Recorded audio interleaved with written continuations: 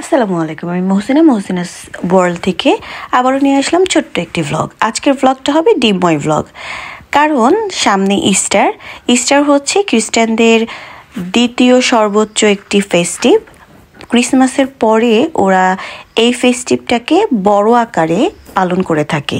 তো আমার বাচ্চারও Easter holiday start হয়ে গেছে 2 সপ্তাহের জন্য।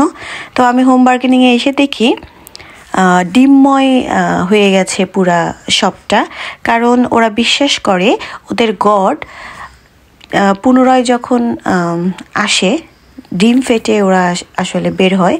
তো এর জন্য ওদের এই ইস্টার হলিডেতে ওরা পুরা room decoration, plate, cup, chocolate, cake সব কিছুর মধ্যেই ডিমের একটা আকৃতি থাকে।